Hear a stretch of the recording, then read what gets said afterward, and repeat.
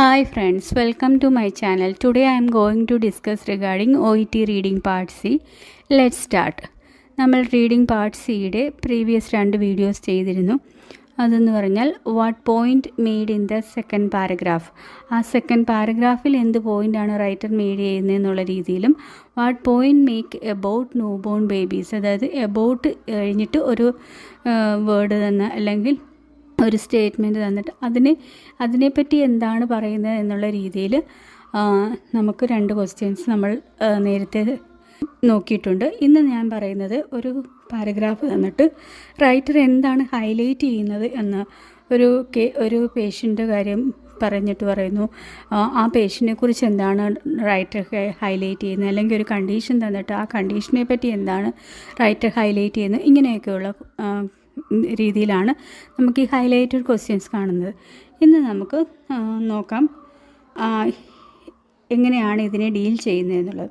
In the first paragraph what aspects of the DM1 is highlighted. ഇവിടെ ചോദിച്ചിരിക്കുന്നത് DM1 പറ്റി what aspects of the DM1 is highlighted.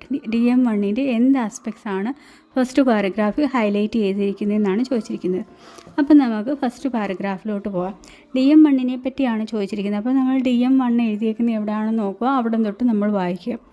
അപ്പോൾ നമ്മുടെ second sentence നോക്കുക. Type 1 diabetes has an early onset and insulin injection is an integral part of the medical therapy of this condition. അപ്പോൾ അവിടെ പറഞ്ഞേക്കുന്നത് എന്താണ്, ടൈപ്പ് 1 എന്ന് പറയുന്നത് ഒരു ഏർലി ഓൺസെറ്റാണ്, അതുപോലെ തന്നെ ഇൻസുലിൻ ഇഞ്ചക്ഷനാണ് ഇതിൻ്റെ integral part of the treatment എന്ന് പറയുന്നത്. ഈ integral part of the medical therapy of this condition, ഈ കണ്ടീഷനെ നമ്മൾ ട്രീറ്റ് ചെയ്യുന്നതിൻ്റെ ഇൻറ്റഗ്രൽ പാർട്ട് എന്ന് പറഞ്ഞാൽ ഇൻസുലിൻ ഇഞ്ചക്ഷൻ ആണെന്നാണ് പറഞ്ഞത്. The onset of DM1 generates various biological and psychological changes. അതായത് ഒരു ഡയബറ്റീസ് നമുക്ക് ഉണ്ടായി കഴിഞ്ഞാൽ അതെന്ന് പറഞ്ഞാൽ ഒരുപാട് ബയോളജിക്കലായിട്ടുള്ളതും സൈക്കോളജിക്കലായിട്ടുള്ളതും കുറേ ചേഞ്ചസ് ഒരു മനുഷ്യനിലുണ്ടാകും. And may force patient to face the complicated challenge. ഇതെല്ലാം എന്തിലോട്ട് ഫോഴ്സ് ചെയ്യുമ്പോൾ അവരെ കോംപ്ലിക്കേറ്റഡ് ചലഞ്ചസിലോട്ട്, അതായത് ബയോളജിക്കലായിട്ടുള്ളതും സൈക്കോളജിക്കലായിട്ടുള്ളതുമുള്ള ചേഞ്ചസ് ഉണ്ടാകും, അതെല്ലാം കൂടെ കോംപ്ലിക്കേറ്റഡ് ചലഞ്ചസിലോട്ട് നയിച്ചേക്കാം എന്നാണ് പറയുന്നത്. സച്ചാസ്, ഈ കോംപ്ലിക്കേറ്റഡ് ചലഞ്ചസ് എന്താണ്, അത് കഴിഞ്ഞിട്ട് കോമ ഇട്ടേക്കുന്നുണ്ടോ, കോംപ്ലിക്കേറ്റഡ് ചലഞ്ചസ് സച്ചാസ്. അപ്പം കോംപ്ലിക്കേറ്റഡ് ചലഞ്ചസ് എന്തൊക്കെയാണ്, അതിനുള്ള എക്സാമ്പിൾസാണ് നമുക്കിനി പറയുന്നത്. മെയിൻറ്റെയിനിങ് ഓപ്റ്റിമൽ ഫിസിക്കൽ ഹെൽത്ത്, അതായത് ഫിസിക്കൽ ഹെൽത്ത് മെയിൻറ്റെയിൻ ചെയ്യാൻ നമുക്ക് ചലഞ്ചസ് ഉണ്ടായേക്കാം. മാനേജിങ് ദെയർ കണ്ടീഷൻ, അവരുടെ കണ്ടീഷൻ മാനേജ് ചെയ്യാൻ ചലഞ്ചസ് ഉണ്ടായേക്കാം. And dealing with possible comorbidities deal ചെയ്യുന്നതിൽ ചലഞ്ചസ് ഉണ്ടായേക്കാം. ആൻഡ് അൺപ്രഡിക്റ്റബിൾ സിംറ്റംസ്, അൺപ്രഡിക്റ്റബിൾ ആയിട്ടുള്ള സിംറ്റംസ് ഡീൽ ചെയ്യാനും നമുക്ക് ചലഞ്ചസ് ഉണ്ടായേക്കാം എന്നാണ് പറയുന്നത്. As a chronic condition DM1 demands the radical changes in life style. ഇതൊരു ക്രോണിക് കണ്ടീഷൻ ആയതുകൊണ്ട് നമുക്ക് ഒരു റാഡിക്കൽ ചേഞ്ചസ് ഇൻ ലൈഫ് സ്റ്റൈലിൽ നമുക്കൊരു ചേഞ്ചസ് വേണം. അതുമൂലം നമുക്ക് എഫക്റ്റീവായിട്ട് ഇതിനെ ട്രീറ്റ് ചെയ്യാം എന്നാണ് പറയുന്നത്. അപ്പോൾ ഇനി നമ്മൾ ഒന്നാമത്തെ പാരഗ്രാഫിൽ എന്താണ് ഹൈലൈറ്റ് ചെയ്യുന്നതെന്നാണ് ചോദിച്ചിരിക്കുന്നത്. DM1 പറ്റി. DM1 പറ്റി എന്താണ് ഹൈലൈറ്റ് ചെയ്യുന്നത്? ഓപ്ഷൻ എ പറയുന്നത് demanding the treatment regime it എൻറ്റൈറ്റിൽസ്. അപ്പം ഇവിടെ ട്രീറ്റ്മെൻറ്റ് റെജിമിനെ പറ്റിയാണോ അവിടെ ഹൈലൈറ്റ് ചെയ്യുന്നത്? ഡിമാൻഡിങ് ദ ട്രീറ്റ്മെൻറ്റ് റെജിം, ഒരു ട്രീറ്റ്മെൻറ്റ് റെജിം വേണം എന്നുള്ളത് അതിനെപ്പറ്റിയാണോ അവിടെ ഹൈലൈറ്റ് ചെയ്യുന്നത്? അവിടെ ട്രീറ്റ്മെൻറ്റ് റെജിം ഡിമാൻഡ് ചെയ്യുന്നതായിട്ടൊന്നും പറയുന്നില്ല അല്ലേ. അവിടെ ആകെ പറഞ്ഞത് ഇതിൻ്റെ integral part of the treatment എന്ന് പറഞ്ഞാൽ ഇൻസുലിനാണ് എന്ന് മാത്രമേ അവിടെ പറഞ്ഞിട്ടുള്ളൂ. അപ്പോൾ നമുക്ക് എ ഓപ്ഷൻ എലിമിനേറ്റ് ചെയ്യാം. ബി ഓപ്ഷനിലോട്ട് വരുമ്പോൾ the extent of the problem it causes the സൊസൈറ്റിയിൽ ഇതുമൂലം ഉണ്ടാകുന്ന പ്രശ്നത്തിൻ്റെ എക്സ്റ്റെൻ്റ് ആണോ, അതായത് സൊസൈറ്റിയിൽ ഇത് എന്തുമാത്രം പ്രശ്നങ്ങൾ ഉണ്ടാക്കുന്നു എന്നുള്ളതിനെ പറ്റിയാണ്. അങ്ങനെ നമുക്ക് സൊസൈറ്റിയിൽ എന്തെങ്കിലും പ്രശ്നം ഉണ്ടാക്കുന്നു എന്നുള്ള രീതിയിലൊന്നും തന്നെ പറഞ്ഞിട്ടില്ല ഇല്ലേ. ഒരു പേഴ്സണിൻ്റെ ലൈഫിൽ അത് എങ്ങനെയൊക്കെ ബാധിക്കുന്നു എന്നുള്ള രീതിയിലേ പറഞ്ഞിട്ടുള്ളൂ. അത് ഈ DM1 കൊണ്ട് നമ്മുടെ സൊസൈറ്റിയെ അതെങ്ങനെ ബാധിക്കുന്നു എന്നുള്ള രീതിയിലൊന്നും പറഞ്ഞിട്ടില്ല. അപ്പം നമുക്ക് ബി എലിമിനേറ്റ് ചെയ്യാം. Coming to option C, the degree of disruption it brings to the patient's lives. അപ്പോൾ അവിടെ പറഞ്ഞേക്കുന്നതല്ലേ നമ്മുടെ ആൻസറായിട്ട് വരുന്നത്. The degree of disruptions it brings to the patient's lives. ഒരു പേഷ്യൻറ്റിൻ്റെ ജീവിതത്തിൽ ഉണ്ടാക്കാവുന്ന ഡിസ്ട്രപ്ഷൻസിനെ പറ്റിയാണ്. Degree of disruptions it brings to the patient's life. അത് തന്നെയാണ് നമ്മൾ റിപ്പീറ്റഡായിട്ട് പറയുന്നത്. റിപ്പീറ്റഡായിട്ട് പല പല ഉദാഹരണങ്ങൾ കാണിച്ച് നമ്മളോട് പറയുന്നത്. ഓപ്റ്റിമൽ ഹെൽത്ത് മെയിൻറ്റെയിൻ ചെയ്യാൻ, മാനേജിങ് ദെയർ കണ്ടീഷൻ രണ്ടാമത്തത്, മൂന്നാമത്തത് ഡീലിംഗ് വിത്ത് പോസിബിൾ കോമോർബിഡിറ്റീസ്, നാലാമത്തത് അൺപ്രഡിക്റ്റബിൾ സിംറ്റംസ്. അല്ലാതെ ആ പാരഗ്രാഫിൽ നമ്മൾ കൂടുതലും കാണുന്നത് എന്താണ്, ഈ ഒരു കാര്യത്തെ പറ്റിയാണ് പറയുന്നത് അല്ലേ. ആദ്യം പറഞ്ഞേക്കുന്നത് ഇൻസുലിനാണ് ഒരു integral part of the treatment എന്ന് പറഞ്ഞു, പക്ഷേ അവിടെ ഒന്നും ഹൈലൈറ്റ് ചെയ്ത് കാണുന്നില്ല. പിന്നെ പറഞ്ഞേക്കുന്നത് DM1 generate various biological and psychological changes and may force the patient to face complicated challenges such as maintaining optimal physical health, managing their condition and dealing with possible comorbidities and unpredictable symptoms. അത്രയും പേരെ പറഞ്ഞിരിക്കുന്നത് പേഷ്യൻ്റിനുണ്ടാകുന്ന പ്രശ്നങ്ങളെ പറ്റിയാണ് അല്ലേ. As a chronic condition DM1 demands changes. പിന്നെ പറയുന്നത് life style ചേഞ്ചസിൻ്റെ ആവശ്യകതയെക്കുറിച്ചുകൂടെ പറയുന്നുണ്ട്. അപ്പം അവിടെ ആ ഒരു പാരഗ്രാഫിൽ നമ്മൾ നോക്കുമ്പോൾ 1, 2, 3, 4 ലൈനിലും പറയുന്നത് അവർക്കുണ്ടാകുന്ന ബയോളജിക്കൽ ആൻഡ് സൈക്കോളജിക്കൽ ചേഞ്ചസും അതിൻ്റെ ഫലങ്ങളുമാണ് അല്ലേ. അതെന്തിലോട്ടും ലീഡ് ചെയ്യുന്നു എന്നുള്ള രീതിയിലാണ് പറയുന്നത്. അപ്പം ഞാൻ പറഞ്ഞല്ലോ, നമ്മൾ ഹൈലൈറ്റ് ചെയ്ത് ചോദിക്കുക എന്ന് പറയുമ്പോഴത്തേക്ക് അവിടെ ഒന്നുകിൽ അത് റിപ്പീറ്റഡായിട്ട് പറഞ്ഞ് ഹൈലൈറ്റ് ചെയ്യാം, അതല്ലെന്നുണ്ടെങ്കിൽ ഒരു നമ്പേഴ്സ് വെച്ചിട്ട് പറഞ്ഞിട്ട് നമുക്ക് ഹൈലൈറ്റ് ചെയ്യാം. നമ്പർ വെച്ചെന്ന് പറയുമ്പോൾ ഒന്നുകിൽ അത് ഒരുപാട് വലിയൊരു നമ്പർ, അപ്പം അങ്ങനെ അത് അത്രയും ഇമ്പോർട്ടൻ്റ് ആണെന്നുള്ള രീതിയിൽ ഹൈലൈറ്റ് ചെയ്യുക. അല്ലെന്നുണ്ടെങ്കിൽ തീരെ ചെറിയൊരു നമ്പർ, അപ്പോൾ അതിനൊട്ടും തന്നെ സിഗ്നിഫിക്കൻസ് ഇല്ല എന്നുള്ള രീതിയിൽ അത് ഹൈലൈറ്റ് ചെയ്ത് പറയാം. പിന്നെ റിപ്പീറ്റഡായിട്ട് പറയുന്നു, നമ്പേഴ്സ് യൂസ് ചെയ്യുന്നു. അതുപോലെ തന്നെ അഡ്വാൻറ്റേജസ് പറഞ്ഞ് നമുക്കൊരു കാര്യത്തെ ഹൈലൈറ്റ് ചെയ്യാം, അല്ലെങ്കിൽ അതിൻ്റെ ഡിസഡ്വാൻറ്റേജ് പറഞ്ഞ് നമുക്കൊരു കാര്യത്തെ ഹൈലൈറ്റ് ചെയ്യാം. ഇങ്ങനെയൊക്കെയാണ് സാധാരണഗതിയിൽ നമ്മുടെ പാർട്ട് സിയിൽ കണ്ടുവരുന്നത്. നിങ്ങൾ ഓരോ ക്വസ്റ്റ്യൻസ് കാണുമ്പോഴും അത് നോക്കുക. ഞാനിപ്പോൾ ഒരു 5 ക്വസ്റ്റ്യൻ എടുത്തിട്ടുണ്ട്. അത് അല്ലാതെ നിങ്ങൾ ഹൈലൈറ്റഡ് ക്വസ്റ്റ്യൻ കാണുമ്പോൾ ഇത് ഏത് രീതിയിലാണ് അവിടെ ഹൈലൈറ്റ് ചെയ്യുന്നതെന്ന് നോക്കുക. അപ്പോൾ അതിനകത്തുനിന്ന് കിട്ടുന്ന ഓരോ കാര്യങ്ങളും നിങ്ങൾ എവിടെയെങ്കിലും എഴുതി വെക്കുക. പിന്നെ അപ്പം ഏത് രീതിയിലാണ് നിങ്ങൾ ആ ഒരു ക്വസ്റ്റ്യനെ ഡീൽ ചെയ്തതെന്നുള്ളത് നിങ്ങൾ നോക്കുക. അങ്ങനെ കുറേ ക്വസ്റ്റ്യൻസ് നിങ്ങൾ ചെയ്ത് കഴിയുമ്പോൾ നിങ്ങൾക്ക് ആ ടൈപ്പ് ഓഫ് ക്വസ്റ്റ്യൻ കിട്ടുമ്പോഴത്തേക്ക് വളരെ ഈസി ആയിട്ട് ചെയ്യാൻ പറ്റും. ഇനി നമുക്ക് സെക്കൻഡ് ക്വസ്റ്റ്യൻ നോക്കാം. സെക്കൻഡ് ക്വസ്റ്റ്യൻ എന്ന് പറയുമ്പോൾ in the second paragraph the writer aims to emphasise ഇവിടെ ചോദിച്ചേക്കുന്നത് എന്തോ, സെക്കൻഡ് പാരഗ്രാഫിൽ റൈറ്റർ എന്താണ് എയിംസ് ടു എംഫസൈസ്, എന്താണ് എംഫസൈസ് ചെയ്യാൻ ഉദ്ദേശിക്കുന്നത് എന്നാണ് ചോദിച്ചിരിക്കുന്നത്. ഇനി നമ്മൾ പാരഗ്രാഫിലോട്ട് പോകുന്നു. പാരഗ്രാഫിൽ പറയുന്നത് the problem is not just limited to children and teenagers either adults listen to loud music too. അപ്പോൾ ഇവിടെ പറയുന്നത് എന്താണ്, ഈ പ്രോബ്ലം എന്ന് പറയുന്നത് ജസ്റ്റ് ചിൽഡ്രനും ടീനേജേഴ്സിലും മാത്രമായിട്ട് ലിമിറ്റ് ചെയ്യുന്നില്ല. Adults listen to loud music too, അതായത് ലൗഡ് മ്യൂസിക് ലിസൺ ചെയ്യുന്ന അഡൽട്ട്സിലും ഈ പ്രോബ്ലം ഉണ്ടെന്നാണ് പറയുന്നത്. According to the World Health Organization hearing loss is already one of the leading causes of disability in adults globally. അപ്പം World Health Organization WHO അഭിപ്രായത്തിൽ hearing loss എന്ന് പറയുന്നത് one of the leading causes of disability in അഡൽട്ട്സിലെ ഒരു cause, ഡിസബിലിറ്റിയുടെ ഒരു കോസാണ് എന്ന് പറയുന്നത്. ഈ വൺ ഓഫ് ദ വന്നു കഴിയുമ്പോൾ നമ്മൾ ശരിക്കും ശ്രദ്ധിച്ച് വേണം വായിക്കാൻ. ഇവിടെ ഇതുമായിട്ട് യാതൊരു ബന്ധവുമില്ല, എങ്കിലും ഞാനത് കണ്ടതുകൊണ്ട് പറഞ്ഞതാണ്. One of the leading causes എന്ന് പറയുമ്പോൾ എന്താണ് അതിനർത്ഥം, പല കോസസിൽ ഒരു കോസാണിത്. അപ്പോൾ ഇങ്ങനെയാണ് നമ്മുടെ പാരഗ്രാഫിൽ തന്നിരിക്കുന്നത്. നമുക്കിപ്പം വേറൊരു ക്വസ്റ്റ്യൻ ആയിരുന്നുവെങ്കിൽ ഇതിൻ്റെ ആൻസർ ഇങ്ങനെ ചിലപ്പം തരുന്നത്. അപ്പം ഇവിടെ നമുക്ക് തന്നേക്കുന്ന പാരഗ്രാഫിൽ തന്നേക്കുന്നത് one of the leading causes എന്നാണ്. നമുക്ക് ഓപ്ഷനിൽ തരും എന്താണ്, hearing loss is the leading cause of disability എന്ന് പറയും. അപ്പോൾ അത് ശരിയാണോ? അല്ല. എന്തുകൊണ്ടാണ്? പല കാരണങ്ങളിൽ ഒരു കാരണമാണ് ഹിയറിംഗ് ലോസ് എന്ന് പറയുന്നത്.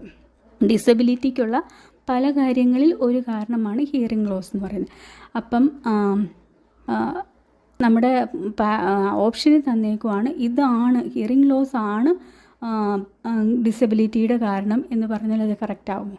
അപ്പം ഇങ്ങനെയുള്ള ചിലപ്പം തിരിച്ചും തരാം. തിരിച്ചെന്ന് പറയുമ്പോൾ പാരഗ്രാഫിൽ പിന്നെ എന്താണ് ഇതാണ് ഇതിൻ്റെ കാര്യമെന്ന് തന്നിട്ട് നമ്മുടെ ഓപ്ഷനിൽ തരും, വൺ ഓഫ് ദ കോസസ് എന്ന് പറഞ്ഞ് തരും. അങ്ങനെ മാറിയും തിരിഞ്ഞും നമ്മുടെ ഓപ്ഷനിലും പാരഗ്രാഫിലുമായിട്ട് തരാറുണ്ട്. നമ്മളപ്പം കെയർഫുൾ ആയിരിക്കണം. അതൊരു എലിമിനേഷൻ്റെ സ്ട്രാറ്റജിയാണ്. ആ ഒരു രീതി നമുക്ക് ആൻസേഴ്സ് എലിമിനേറ്റ് ചെയ്യാൻ പറ്റും. നിങ്ങൾക്ക് മനസ്സിലാവുന്നുണ്ടെന്ന് കരുതുന്നു. ഈ വൺ ഓഫ് ദ കണ്ടപ്പോൾ ഞാൻ പറഞ്ഞതേ ഉള്ളൂ. ഈ ക്വസ്റ്റ്യനുമായിട്ട് അതിന് യാതൊരുവിധ ബന്ധവുമില്ല. ഇനി അടുത്തത്, and noise induced hearing loss is it's second largest cause. Second cause എന്ന് പറഞ്ഞാൽ എന്താണ്? നോയ്സ് ഇൻഡ്യൂസ്ഡ് ഹിയറിംഗ് ലോസ് ആണ്. In Australia hearing loss is a big public health issue. ഇവിടെ പറയുന്നത് എന്താണ്? ഹിയറിംഗ് ലോസ് എന്ന് പറയുന്ന ഒരു ബിഗ് പബ്ലിക് ഹെൽത്ത് ഇഷ്യൂ ആണ് ഓസ്ട്രേലിയയിൽ. Affecting 1 in 6 people. 1 in 6 people എന്ന് പറയുമ്പോൾ 6ൽ ഒരാൾക്ക് ഇത് അഫക്റ്റ് ചെയ്യുന്നു. And costing taxpayers over 12 billion annually for diagnosis, treatment and rehabilitation. അപ്പോൾ ഇവിടെ ഏറ്റവും കൂടുതലായിട്ട് ഹൈലൈറ്റ് ചെയ്ത കാര്യം എന്താണ്? ഏറ്റവും വലുതായിട്ട് നമ്മളോട് ഇവിടെ പറഞ്ഞ കാര്യം എന്ന് പറയുമ്പോൾ 12 billion എന്നൊക്കെ പറയുമ്പോൾ ബില്യൺ, മില്യൺ ഒക്കെ കണക്കുകൾ പറയുമ്പോൾ നമ്മൾ അവിടെ കെയർഫുള്ളായിട്ട് റീഡ് ചെയ്യുക. ഹൈലൈറ്റ് ചെയ്യുന്നതിനകത്ത് ഈ നമ്പേഴ്സ് പറയുമ്പോൾ അതിന് ഒരു നല്ല ഇമ്പോർട്ടൻസ് ഉണ്ട്. ഹൈലൈറ്റ് ചെയ്യുന്ന എന്താണെന്ന് ചോദിക്കുന്ന ആ പാരഗ്രാഫിൽ ഇതുപോലെ ഒരു വലിയ നമ്പറോ അല്ലെങ്കിൽ ഒരു ചെറിയ നമ്പറോ ആണെന്നുണ്ടെങ്കിൽ അതുമായിട്ട് റിലേറ്റ് ചെയ്യുന്ന ആൻസർ ഓപ്ഷൻ ഉണ്ടെങ്കിൽ നമ്മളത് കെയർഫുള്ളായിട്ട് റീഡ് ചെയ്യണം കേട്ടോ. എന്തൊക്കെ ഇത് പറഞ്ഞാലും നമ്മൾ വായിച്ച് നമുക്കതിൻ്റെ അർത്ഥം മനസ്സിലാക്കാൻ കഴിയണമെങ്കിൽ മാത്രമേ നമ്മൾ എന്തെല്ലാം ക്ലൂ പറഞ്ഞു തന്നാലും നമുക്കതിൻ്റെ കറക്റ്റ് ആൻസറിലോട്ട് എത്താൻ പറ്റൂ. ആ ഒരു അർത്ഥം മനസ്സിലാക്കാൻ വേണ്ടിയിട്ടാണ് ഞാൻ നിങ്ങളോട് എപ്പോഴും പറയുന്നത്, എന്ത് കിട്ടിയാലും വായിക്കാൻ റിസോഴ്സസൊക്കെ കുറവായിട്ടുള്ളവർക്കാണെങ്കിൽ നിങ്ങളുടെ റീഡിംഗ് പാർട്ട് സിയുടെ ഓരോ പാസേജ് എടുത്ത് വെച്ച് ദിവസം വായിക്കാവുന്നതാണ്.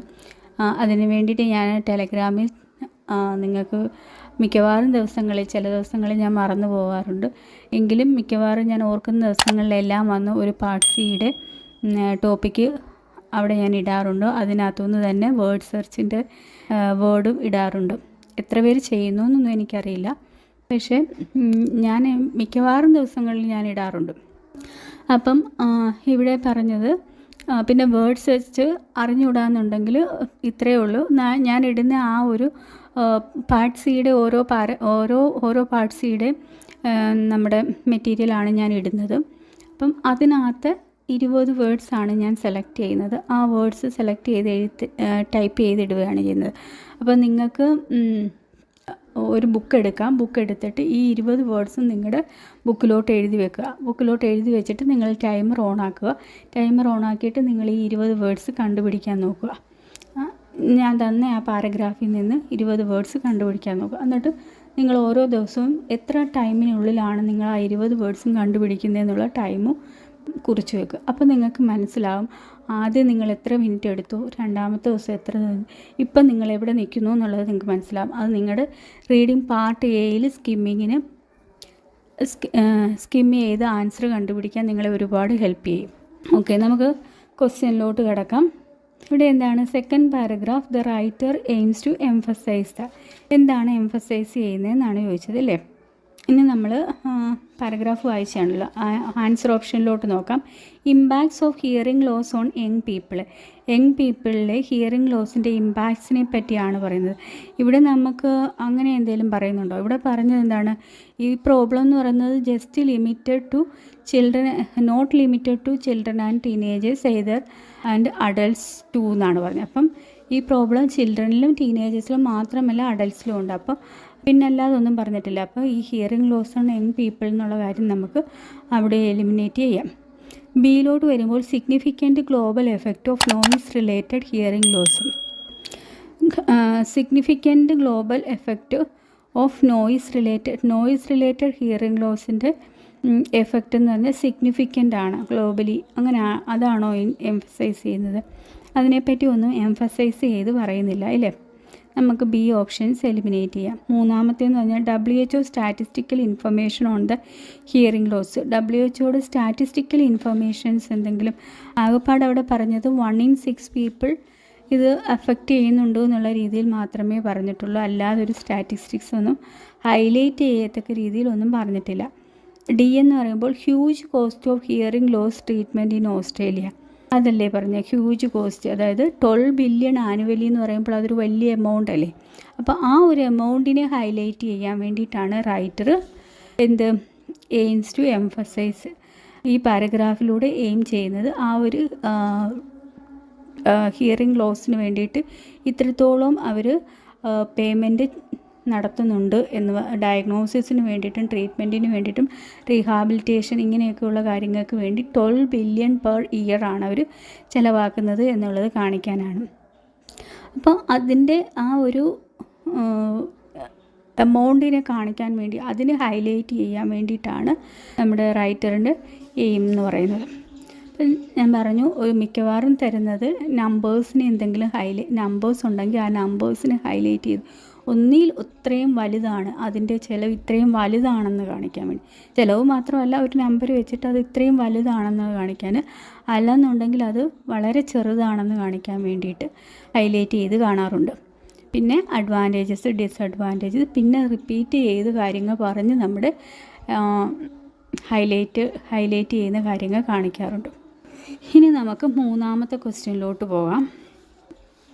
മൂന്നാമത്തെ ക്വസ്റ്റ്യൻ എന്ന് പറഞ്ഞാൽ the writer uses the percentage in the first paragraph to highlight. ഈ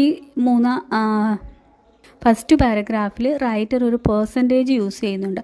അതെന്തിനെ ഹൈലൈറ്റ് ചെയ്യാൻ വേണ്ടിയിട്ടാണെന്നാണ് ചോദിച്ചിരിക്കുന്നത്. അപ്പോൾ നമ്മൾ പെർസെൻറ്റേജ് എവിടെയാണോ വരുന്നതെന്ന് വെച്ചാൽ അവിടെ പോയിട്ട് വായിച്ചാൽ മതിയാവും അല്ലേ. അപ്പോൾ the analysis found that among the individual aged 15 to 49 years, alcohol accounted for around 4% or death in women and 12% in men. അപ്പോൾ ഇവിടെ ആ പെർസെൻറ്റേജ് വരുന്ന ആ സെൻറ്റൻസിൻ്റെ ആദ്യം എന്താണ് എഴുതിയിരിക്കുന്നത്? Analysis found that. അപ്പോൾ എന്തിനെ പറ്റിയാണ് ആ സെൻറ്റൻസിൽ പറയുന്നതെന്ന് നമുക്ക് മനസ്സിലായില്ലേ. അവിടെ ഒരു സ്റ്റഡിയുടെ റിസൾട്ടാണ് പറയുന്നത്. Analysis found that among the individuals aged, അതായത് 15 മുതൽ 49 വയസ്സ് വരെയുള്ള ഇൻഡിവിജ്വൽസിൽ ആൽക്കഹോൾ അക്കൗണ്ടഡ് ഫോർ അറൗണ്ട് 4%. 4%ഓളം ആൾക്കാരിൽ alcohol accounted for around 4% or death in women and 12% in men. അത് എത്ര പെർസെൻറ്റ്? 4% വുമൻ്റെ ഡെത്തിനും 12% മെന്നിൻ്റെ ഡെത്തിനും കാരണമാകുന്നു എന്നാണ് പറയുന്നത് ആൽക്കഹോളിൻ്റെ യൂസും. Tuberculosis and road injuries were the leading causes of death related to alcohol. ട്യൂബർക്കുലോസിസും പിന്നെ അടുത്ത കാര്യം പറയുന്നത് ട്യൂബർക്കുലോസിസും റോഡ് ഇഞ്ചുറീസൊക്കെയാണ് അടുത്ത ഒരു ഡെത്തിനുള്ള കോസസ് എന്ന് പറയുന്നത്, ആൽക്കഹോൾ റിലേറ്റഡ് ആയിട്ടുള്ള ഡെത്തിനുള്ള കാരണം എന്ന് പറയുന്നത്. പിന്നെ പറയുകയാണ് for those aged 15 years and older, 50 അതിന് മുകളിലോട്ടുമുള്ള ആൾക്കാരുടെ alcohol was linked to 27% of death in woman. അവരിലാണെങ്കിൽ 27% വുമണിലും 90% ഡെത്ത് ഇൻ മെന്നിലും കാണപ്പെടുന്നു എന്നാണ് പറയുന്നത്. With cancer the leading cause of alcohol related death. Overall consuming just 1 drink a day is increase the risk of developing alcohol related health problems by 0.5% by abstaining. Drinking 5 drinks a day led to 37% increases in the risk. അപ്പം അവിടെ ആ ഒരു analysis found that എന്ന് പറഞ്ഞതിന് ശേഷം പറയുന്നത് എന്താണ്? ആദ്യം ഒരു സ്റ്റഡിയിലെ റിസൾട്ട് പറഞ്ഞു 15 തൊട്ട് 49 വയസ്സ് വരെയുള്ളവരുടെ ഇടയിൽ ആൽക്കഹോൾ റിലേറ്റഡ് ആയിട്ടുള്ള ഡെത്ത് എന്ന് പറഞ്ഞാൽ മെന്നിൽ ഇത്ര പെർസെൻ്റാണ്, വുമണിൽ ഇത്ര പെർസെൻ്റാണെന്ന് പറഞ്ഞു. പിന്നെ ട്യൂബർക്കുലോസിസും റോഡ് ഇഞ്ചുറീസിൻ്റെയൊക്കെ ആൽക്കഹോൾ റിലേറ്റഡ് ഡെത്തിൻ്റെ കാര്യം പറഞ്ഞു. അത് കഴിഞ്ഞ് പറഞ്ഞത് എന്താണ്? 50 അതിന് മുകളിലോട്ടുമുള്ള വയസ്സിൻ്റെ ഇടയിൽ ആൽക്കഹോൾ ലിങ്ക്ഡ് ആയിട്ടുള്ള ഡെത്ത് എന്ന് പറഞ്ഞാൽ 27% വുമണും 90% ഡെത്ത് ഇൻ മെന്നുമാണെന്ന് പറഞ്ഞു. പിന്നെ ഇതിപ്പം ആദ്യം ഒരു സ്റ്റഡിയുടെ റിസൾട്ട് പറഞ്ഞു, പിന്നെ ഒരു സ്റ്റഡിയുടെ റിസൾട്ട് പറഞ്ഞു, പിന്നെ പറയുന്നു ഓവറോൾ ഇങ്ങനെയാണെന്ന് പറയുന്നു. ഓവറോൾ എത്രയാണ്? It's developing alcohol related health problem by 0.5% versus sustaining. ഒരു ജസ്റ്റ് 1 ഡ്രിങ്ക് കഴിക്കുന്നവരുടെ ആ കാര്യമാണ് പറയുന്നത്. അതായത് കഴിക്കാത്തവരെ അപേക്ഷിച്ചു ഒരു ഡ്രിങ്ക് കഴിക്കുന്നവരിൽ 5% റിസ്ക് ആണെന്ന് പറഞ്ഞു. Drinking 5 drinks a day leads to 37% increases the risk. അതേസമയം 5 ഡ്രിങ്ക്സ് എടുക്കുന്നവരിലാണെങ്കിൽ അത് ഇൻക്രീസ് ചെയ്ത് 37% ആണ് അതിൻ്റെ റിസ്ക് എന്ന് പറയുന്നത്. അപ്പം നമ്മുടെ ഇത്രയും വായിച്ചതിൽ നിന്ന് പെർസെൻറ്റേജ് എന്ത് ഹൈലൈറ്റ് ചെയ്യാനായിട്ടാണ് കാണിച്ചിരിക്കുന്നതെന്നാണ് നമ്മുടെ ക്വസ്റ്റ്യൻ എന്ന് പറയുന്നത്. ദ സൈസ് ഓഫ് ദ സ്റ്റഡിയുടെ സൈസിനെയാണോ പെർസെൻറ്റേജ് വെച്ച് നമുക്കവിടെ മെൻഷൻ ചെയ്തിരിക്കുന്നത്? Study found that, analysis found that എന്നല്ലേ പറഞ്ഞേക്കുന്നത്. അപ്പോൾ അതെന്താണ് ഫൗണ്ട് ദാറ്റ് എന്ന് പറയുമ്പോഴത്തേക്ക്? അനാലിസിസ് ഫൗണ്ട് ദാറ്റ് എന്ന് പറയുമ്പോൾ നമ്മുടെ സ്റ്റഡി റിസൾട്ടിനെയാണ് കാണിക്കുന്നത് അല്ലേ, അല്ലാതെ സൈസിനെയാണോ കാണിക്കുന്നത്? അപ്പം നമുക്ക് ആൻസർ ഓപ്ഷൻ എ എലിമിനേറ്റ് ചെയ്യാം. The illness identified by the study, ആ സ്റ്റഡിയിൽ ഐഡൻറ്റിഫൈ ചെയ്ത ഇൽനെസ്സിനെ കാണിക്കാൻ വേണ്ടിയിട്ടാണോ നമ്മളവിടെ പെർസെൻറ്റേജ് പറഞ്ഞത്? അല്ല. അപ്പം നമുക്ക് ബി ആൻസർ ഓപ്ഷൻ എലിമിനേറ്റ് ചെയ്യാം. Coming to answer option C, the significance of the results of the study. ആ സ്റ്റഡിയുടെ റിസൾട്ടിൻ്റെ സിഗ്നിഫിക്കൻസ് ആണ് അല്ലേ.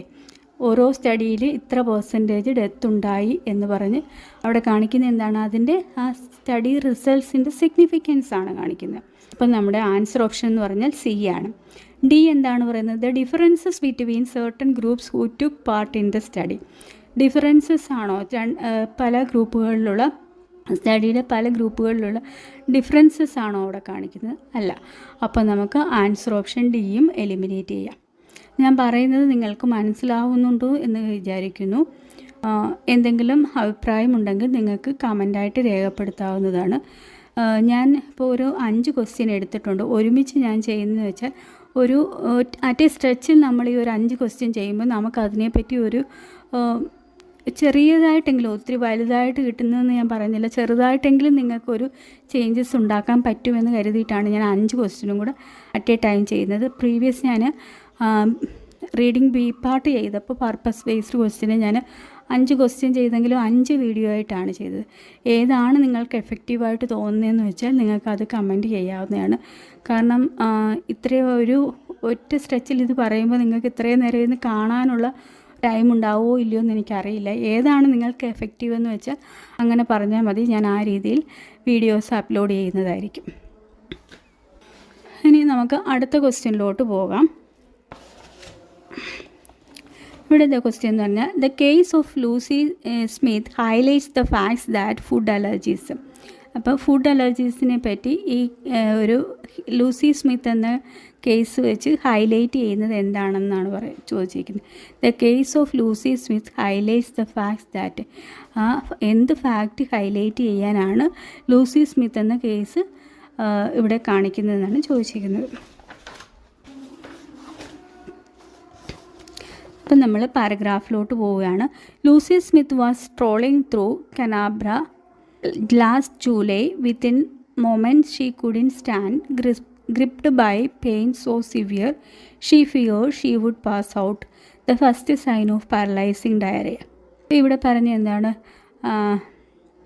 Lucy Smith was strolling through the Canberra last July. അപ്പം അവരുടെ ഒരു പെയിൻ്റെ സിവിയറിറ്റിയാണ് പറയുന്നത്. അവർക്ക് നിൽക്കാൻ പോലും വയ്യ, അവർക്ക് ഭയങ്കര പെയിനാണ്. അവൾ പേടിച്ചു, അവൾ താഴെ വീണു പോകുമോ എന്ന് അവൾ പേടിച്ചു എന്നുള്ള രീതി. ഇതെന്ന് പറയുന്നത് എന്താണ്? ഫസ്റ്റ് സൈൻ ഓഫ് പാരലൈസിങ് ഡയറിയയാണ് എന്നാണ് പറയുന്നത്. The dramatic episode turned out to be caused by a newly acquired food allergy to red meat. അപ്പോൾ ഈ എപ്പിസോഡിൻ്റെ കാരണം എന്താണ്? ഒരു ന്യൂലി അക്വേർഡ് ഫുഡ് അലർജി, അതായത് റെഡ് മീറ്റിൻ്റെ അലർജിയാണ് ഈ ഡ്രമാറ്റിക് എപ്പിസോഡിന് കാരണം എന്ന് പറയുന്നത്. Food allergies affect 1% of the adult population of Australia. ഓസ്ട്രേലിയയിലെ ഒരു 1% ആൾക്കാരിലും ഫുഡ് അലർജീസ് ഉണ്ടാവാറുണ്ട്. Most don't heat with the same force as Lucy's. എന്നാൽ പലർക്കും ഈ ലൂസിക്ക് അനുഭവപ്പെടുന്ന അതേ സെയിം ഫോഴ്സിലല്ല ഉണ്ടാകുന്നതെന്നാണ് പറയുന്നത്. But the physical and mental impact can nonetheless turn a patient's life upside down. അപ്പം നമ്മൾ റീഡിങ് പാർട്ട് സിയിൽ നമ്മളെപ്പോഴും പറയാറുണ്ട്, എന്താണ്, നമ്മുടെ കോൺട്രാസ്റ്റ് കഴിഞ്ഞ് വരുന്ന കാര്യങ്ങൾ നമ്മൾ ശ്രദ്ധിച്ച് വായിക്കണം. കോൺട്രാസ്റ്റ് കഴിഞ്ഞിട്ട് നമുക്ക് ആൻസേഴ്സ് കിട്ടും എന്നുള്ളത് അല്ലേ. ഇവിടെ എന്താണ് കോൺട്രാസ്റ്റ് യൂസ് ചെയ്യുന്നത്? ബട്ട് യൂസ് ചെയ്തിട്ടുണ്ട്. അപ്പം മിക്കവാറും ആൾക്കാരിൽ ലൂസിയിലുണ്ടാവുന്ന അത്രയും ഫോഴ്സിൽ സിംറ്റംസ് ഉണ്ടാവുന്നില്ല എങ്കിലും but the physical and mental impact, ഫിസിക്കലായിട്ടുള്ളതും മെൻ്റലായിട്ടുള്ളതും അതിൻ്റെ ഇമ്പാക്റ്റ് എന്ന് പറഞ്ഞാൽ turn a person's life upside, ഒരു പേഴ്സൻ്റെ ലൈഫിനെ തലകീഴായി മറിക്കാം എന്നാണ് പറയുന്നത്. And may even be life threatening, അത് ചിലപ്പോൾ ലൈഫ് ത്രെട്ടനിങ് പോലും ആയേക്കാം. അതായത് പല പ്രശ്നങ്ങളും ഉണ്ടായേക്കാം എന്നുള്ള രീതി ലൈഫ് ത്രെട്ടനിങ് വരെ ആയേക്കാം. Lucy deduced that she was allergic to red meat, one of the less common allergic foodstuff. അപ്പം അവിടെ പറയുന്നത് എന്താണ്? ഇവിടെയുണ്ട് വൺ ഓഫ് ദ എഴുതിയപ്പോണ്ട് അല്ലേ. One of the less common allergic food stuff ആണ് ഈ റെഡ് മീറ്റ് എന്ന് പറയുന്നത്. Lucy deduced that she was allergic to red meat, one of the less common allergic food stuff. Only after several further attacks of varying severity was her suspicion eventually confirmed by a specialist. അതായത് പലതവണ ഇങ്ങനെ വന്നപ്പോൾ അവരുള്ളൊരു സ്പെഷ്യലിസ്റ്റിൻ്റെ പ്രസൻസിൽ സ്പെഷ്യലിസ്റ്റിൻ്റെ സഹായത്തോടു കൂടി ഇത് red മീറ്റിൻ്റെ അലർജിയാണെന്ന് confirm ആക്കി എന്നാണ് പറയുന്നത്. അപ്പോൾ ഇവിടെ എന്താണ് ഹൈലൈറ്റ് ചെയ്യുന്നതെന്നാണ് ചോദിച്ചേക്കുന്നത് അല്ലേ. നമ്മുടെ കോൺട്രാസ്റ്റ് കഴിഞ്ഞ് പറഞ്ഞേക്കുന്ന കാര്യങ്ങൾ നമ്മൾ നോക്കുകയാണ്. അതുപോലെ തന്നെ ഇവിടെ നമ്മളോട് റിപ്പീറ്റഡ് ആയിട്ട് പറയുന്ന ഒരേ ഒരു കാര്യമുള്ളൂ, അവരുടെ ഡെബിലിറ്റേറ്റിംഗ് സിംറ്റംസിൻ്റെ കാര്യമല്ലേ. അവരുടെ ഒരു പേഴ്സൻ്റെ ലൈഫ് അപ്സൈഡ് ഡൗൺ ആക്കാം, ലൈഫ് ത്രെട്ടനിങ് ആക്കാം എന്നൊക്കെ പറഞ്ഞിരിക്കുന്നത് അത് ആ കോൺട്രാസ്റ്റ് കഴിഞ്ഞാണ് വരുന്നത്. അപ്പോൾ ഈ രണ്ട് കാര്യങ്ങളും കൂടെ വെച്ച് നോക്കുമ്പോൾ നമുക്ക് ആൻസർ അത് തന്നെയാണെന്ന് ഉറപ്പിക്കാം അല്ലേ. നമ്മുടെ ആൻസർ ഓപ്ഷൻ എ നോക്കുകയാണ്. May be difficult to diagnose in certain people. ചില പേഴ്സണിൽ ഇത് ഡയഗ്നോസ് ചെയ്യാൻ ഡിഫിക്കൾട്ടാണെന്ന് എവിടെയെങ്കിലും പറയുന്നുണ്ടോ? അങ്ങനെയൊന്നും ഡയഗ്നോസിൻ്റെ കാര്യമേ അവിടെയൊന്നും പറയുന്നില്ല. പല പ്രാവശ്യം വന്നപ്പോഴാണ് അവരുടെ കണ്ടീഷൻ കൺഫേം ആക്കിയത് എന്ന് പറയുന്നുണ്ട്. ഒരു സ്പെഷ്യലിസ്റ്റാണിത് കൺഫേം ആക്കിയെന്ന് പറയുന്നുണ്ട്. പക്ഷേ അത് ഡിഫിക്കൾട്ടായിരുന്നു ഡയഗ്നോസ് ചെയ്യാമെന്നൊന്നും പറഞ്ഞിട്ടില്ല. മേ ബി ഡിഫിക്കൾട്ട് എന്നാണ്, ഡിഫിക്കൾട്ട് ആയേക്കാം എന്നാണ് പറഞ്ഞിരിക്കുന്നത്. അപ്പോൾ അങ്ങനെയൊന്നും നമ്മുടെ പാരഗ്രാഫിൽ പറയുന്നില്ല. ബി ഓപ്ഷൻ വരുമ്പോൾ relatively rare in adult population, അതായത് ഫുഡ് അലർജീസ് എന്ന് പറയുന്നത് റിലേറ്റീവ്ലി റെയർ ആണ് അഡൾട്ട് പോപ്പുലേഷനിൽ നിന്ന് ബി പറയുന്നത്. അപ്പം നമ്മുടെ പാരഗ്രാഫിൽ food allergies affect 1% of the adult population of the Australia എന്ന് പറയുന്നുണ്ട് അല്ലേ. പക്ഷേ അവിടെ അത് ഹൈലൈറ്റ് ചെയ്യുന്ന രീതിയിലൊന്നും പറഞ്ഞിട്ടില്ല. 1% ആണ് ഓസ്ട്രേലിയയിലുള്ള ആൾക്കാരിൽ എന്നാണ് പറഞ്ഞത്. Adult population of the Australia. ഇവിടെ നമ്മുടെ പാരഗ്രാഫിൽ എന്താണ്? റിലേറ്റീവ്ലി റെയർ ഇൻ അഡൾട്ട് പോപ്പുലേഷനിൽ റെയർ ആണെന്നാണ് ഇവിടെ പറയുന്നത്. പാരഗ്രാഫിൽ പറഞ്ഞ ഓസ്ട്രേലിയയിലെ അഡൾട്ട്സിൽ റെയർ ആണെന്നാണ് പറഞ്ഞത് അല്ലേ. Food allergies affect 1% of the adult population of Australia. ഓസ്ട്രേലിയയിലെ അഡൾട്ട് പോപ്പുലേഷൻ്റെ കാര്യമാണ് അവിടെ പറഞ്ഞിരിക്കുന്നത്. നമ്മുടെ ഓപ്ഷനിൽ തന്നപ്പോഴത്തേക്ക് അഡൾട്ട് പോപ്പുലേഷൻ എന്ന് പറയുമ്പോൾ ഗ്ലോബലി ആയി അല്ലേ, മൊത്തത്തിൽ ജനറലായിട്ട് പറയുകയാണ്. അപ്പോൾ നമ്മുടെ ആൻസർ ഓപ്ഷൻ ബിയും എലിമിനേറ്റ് ചെയ്യാം. പിന്നെ സി എന്ന് പറയുമ്പോൾ ക്യാൻ കോസ് ഡെബിലിറ്റേറ്റിംഗ് സിംറ്റംസ് എന്നുള്ളതിന് നമ്മൾ റിപ്പീറ്റ് ചെയ്ത് പറയുന്നത് എവിടെയൊക്കെയാണ്? ഒരു പേഴ്സൻ്റെ ലൈഫ് അപ്സൈഡ് ഡൗൺ ആവാം, may even be life threatening ആയേക്കാം എന്നൊക്കെയുള്ള കാര്യങ്ങൾ പറയുന്നത് നമ്മുടെ ആ കോൺട്രാസ്റ്റ് കഴിഞ്ഞുള്ളതിന് ശേഷം പറയുന്നതാണ്. അപ്പം നമ്മുടെ ആൻസർ എന്ന് പറയുന്നത് സി ഓപ്ഷനാണ്. ഓഫൺ റിക്വയർ അർജൻറ്റ് ട്രീറ്റ്മെൻറ്റ് വേണം എന്നുള്ള കാര്യം ഒന്നും തന്നെ അവിടെ പറയുന്നില്ല. അപ്പം ആൻസർ ഓപ്ഷൻ ഡിയും നമുക്ക് എലിമിനേറ്റ് ചെയ്യാം. ഇനി ഒരു ക്വസ്റ്റിനോട് നമുക്ക് നോക്കാം. In the first paragraph, the writer highlights that opioid addiction in the US. യുഎസിലെ ഒപ്പിയോഡ് അഡിക്ഷനെ പറ്റി റൈറ്റർ എന്താണ് ഫസ്റ്റ് പാരഗ്രാഫിൽ ഹൈലൈറ്റ് ചെയ്യുന്നത് എന്നാണ് ചോദിച്ചേക്കുന്നത്. ഒന്നുകൂടെ പറയാം, യുഎസിലെ ഒപ്പിയോഡ് അഡിക്ഷനെ പറ്റി റൈറ്റർ എന്താണ് ഹൈലൈറ്റ് ചെയ്യുന്നത് എന്നാണ് ചോദിച്ചത്. നമുക്ക് ഫസ്റ്റ് പാരഗ്രാഫിലോട്ട് പോകാം. അപ്പം നമ്മൾ ഒപ്പിയോയിഡ് അഡിക്ഷൻ എവിടെയാണെന്ന് നോക്കുക. അവിടോട്ട് okay. In the United States alone there are around 115 deaths caused by opioid addiction every day. അപ്പോൾ ഇവിടെ പറയുന്നത് യുണൈറ്റഡ് സ്റ്റേറ്റിൽ മാത്രമായിട്ട് ഏകദേശം 115 ഡെത്ത് ഉണ്ടാവുന്നുണ്ട്. എന്തുമൂലം? ഒപ്പിയോയിഡ് അഡിക്ഷൻ മൂലം ഓരോ ദിവസവും 115 ഡെത്ത് ഉണ്ടാവുന്നുണ്ടെന്നാണ് പറയുന്നത് യുണൈറ്റഡ് സ്റ്റേറ്റിൽ മാത്രമായിട്ട്. The addiction impacts individuals rapidly and drastically damages the families and the cost the US huge amount of money. ഈ അഡിക്ഷൻ്റെ ഫലമായിട്ട് individuals rapidly and drastically damages the families, അവരുടെ ഫാമിലീസ് ഡാമേജ് ആവുന്നു. And the cost the US huge amount of മണി.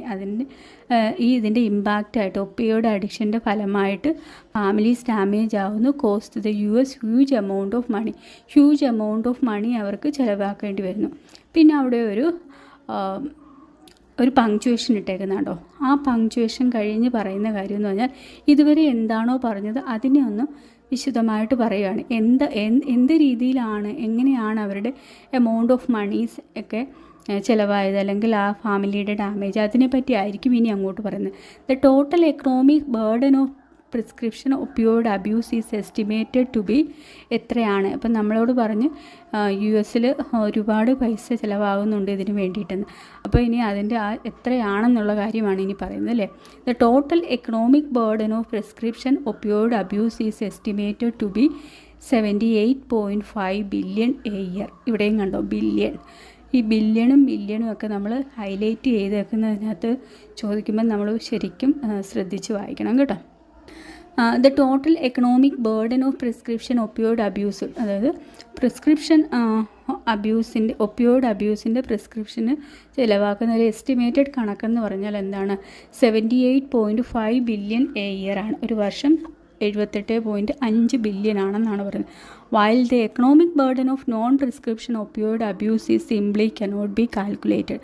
ഇത് ഇത്രയും പറഞ്ഞത് 78.5 cost ചിലവാക്കുന്നത് prescription ഉള്ള ഒരു ഒപ്പിയോയിഡിൻ്റെ കണക്കാണ്. നോൺ പ്രിസ്ക്രിപ്ഷൻ, അതായത് പ്രിസ്ക്രിപ്ഷൻ ഇല്ലാതെ എത്ര വാങ്ങിക്കുന്നു എന്നുള്ളതിന് യാതൊരു കണക്കും നമുക്ക് സിംപ്ലി എസ്റ്റിമേറ്റ് ചെയ്യാൻ പറ്റില്ല എന്നാണ് പറയുന്നത്.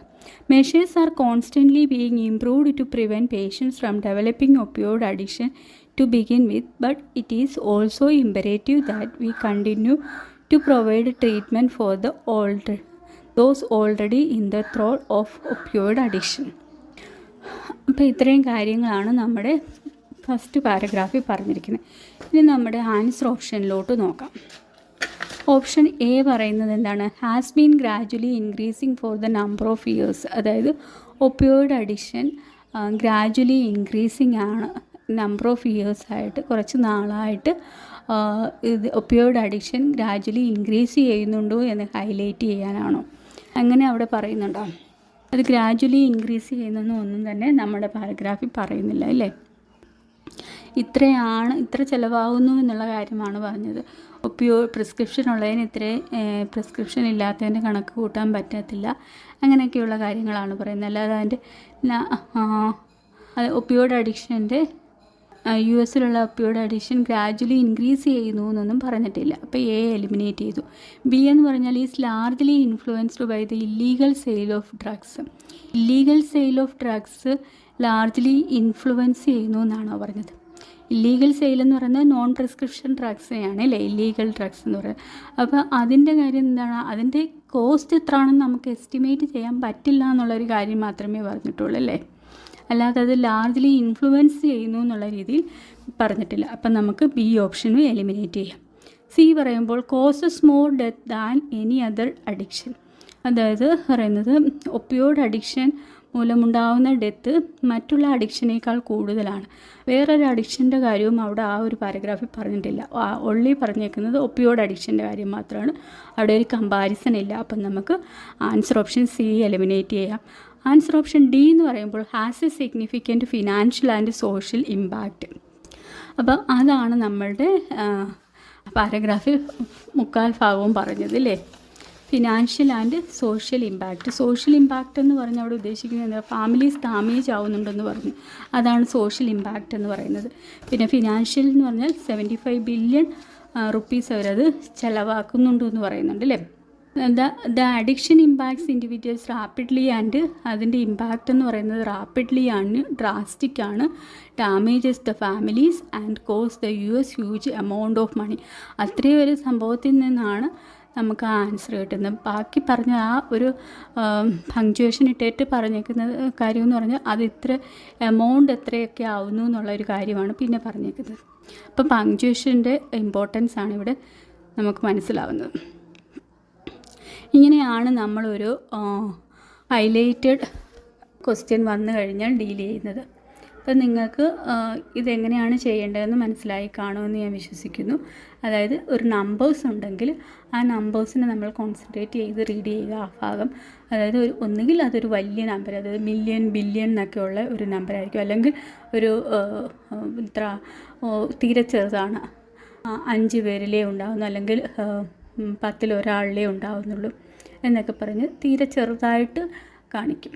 അപ്പോൾ അതിൻ്റെ ആ നമ്പേഴ്സ് വെച്ച് അവിടെ അതിൻ്റെ ഒരു സിഗ്നിഫിക്കൻസ് എന്താണോ അവിടെ പറഞ്ഞത് അതിൻ്റെ ഒരു സിഗ്നിഫിക്കൻസ് ആണ് ഹൈലൈറ്റ് ചെയ്ത് കാണിക്കുന്നത്. അതുപോലെ തന്നെ ഒരു കാര്യം ഹൈലൈറ്റ് ചെയ്യുന്ന വേറൊരു രീതി എന്ന് പറഞ്ഞാൽ റിപ്പീറ്റഡായിട്ട് ആ ഒരു പാരഗ്രാഫിൽ ഒരു കാര്യം തന്നെ പറഞ്ഞുകൊണ്ടിരിക്കുക. അപ്പം അത് ഒരു ഹൈലൈറ്റ് ചെയ്യുന്നതിൻ്റെ എക്സാമ്പിളാണ്. പിന്നെ നമ്മൾ അല്ലെങ്കിൽ ഇതാണ് ഇതിൻ്റെ അഡ്വാൻറ്റേജസ് എന്ന രീതിയിൽ ഹൈലൈറ്റ് ചെയ്യാം, അല്ലെങ്കിൽ ഒരു ഡിസഡ്വാൻറ്റേജസ് ഇങ്ങനെയൊക്കെയാണെന്നുള്ള രീതിയിൽ ഹൈലൈറ്റ് ചെയ്യാം. അപ്പോൾ ഇങ്ങനെയൊക്കെയാണ് നമുക്ക് സാധാരണ ഹൈലൈറ്റഡ് ക്വസ്റ്റ്യൻ്റെ ആൻസർ കിട്ടുക. എന്ത് തന്നെ ആയാലും നമ്മൾ വായിച്ച് മനസ്സിലാക്കുക ആദ്യം, അതിനുശേഷം നമുക്ക് ഈ കാര്യങ്ങളൊക്കെ ഒന്ന് വെച്ചിട്ട് നമ്മുടെ ആൻസറിലോട്ട് പോകാനായിട്ട് ശ്രമിക്കുക. ഞാൻ പറഞ്ഞത് നിങ്ങൾക്ക് ഹെൽപ്ഫുള്ളായി കാണും എന്ന് ഞാൻ വിശ്വസിക്കുന്നു. എങ്ങനെയാണ് നിങ്ങൾക്ക് ഓരോ ക്വസ്റ്റ്യനായിട്ട് ഒരു വീഡിയോ ചെയ്യണോ അതോ ഫുള്ളായിട്ട് ഇത് കണക്ക് 4-5 ക്വസ്റ്റ്യൻ എടുത്ത് ഒരു വീഡിയോ ആയിട്ട് ചെയ്യുന്നതാണോ യൂസ്ഫുൾ എന്നുള്ള കാര്യം നിങ്ങളൊന്ന് കമൻറ്റ് ചെയ്തേക്കുക. അതുപോലെ തന്നെ എൻ്റെ ചാനലൊന്ന് സബ്സ്ക്രൈബ് ചെയ്യാതെയാണ് കാണുന്നതെങ്കിൽ ഇപ്പോഴും ഒരുപാട് പേരും സബ്സ്ക്രൈബ് ചെയ്യാതെയാണ് കാണുന്നത്. എത്രമാത്രം എഫേർട്ട് ഇട്ടിട്ടാണ് ഞാനിത് ചെയ്യുന്നതെന്നുള്ളത് നിങ്ങളോട് ഞാൻ പറഞ്ഞിട്ടുണ്ട്.